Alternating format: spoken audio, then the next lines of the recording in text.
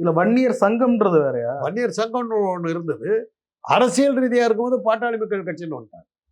வன்னியர் சங்கம் தான் பாட்டாளி மக்கள் கட்சியா வருது. இப்ப எப்படி திராவிட கழகம் இருக்குது, திராவிட முன்னேற்ற கழகம் அரசியல் இருந்தாலும் திராவிட கழகம் அரசியல் அது மாதிரி வன்னியர் சங்கம் ஒன்று இருக்குது. அது இன்னைக்கும் இருக்கு. அது ஹெட் குவார்ட்டர்ஸ் எங்க இருக்குதுன்னு நீங்க பரங்கிமலை பக்கத்துல தான் அவங்க ஆபீஸ் இருக்கு. வன்னியர் சங்கம் போர்டு, பெரிய போர்டு போட்டு அவங்க ஒரு ஆஃபீஸ் ஈக்காக்கா இருக்கிறது. ஏன்னா அந்த ரூட்டை தான் போகிறேன். அன்புமணி ஃபோட்டோலாம் இதெல்லாம் படமெல்லாம் வச்சு இருக்குது. அந்த இதெல்லாம் இருக்குது.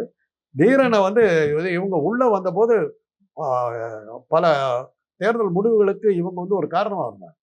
சிலர் வெற்றிக்கு, சிலர் தோல்விக்கு இவங்க தான் காரணமாக இருக்கிற அளவுக்கு எலெக்ஷனை டிசைட் பண்ணுற சக்தி அவங்களுக்கு வந்தது. அதுக்கப்புறம் தான் 71 அவங்க பெருசாக உள்ளே வந்தாங்க.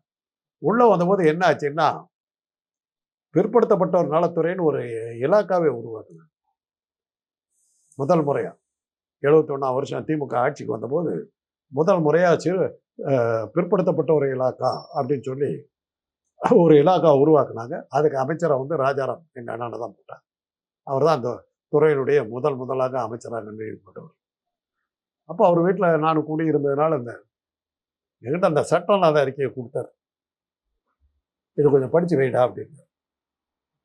இல்லை என்ன இருக்கு நான் பூரா படித்தேன்.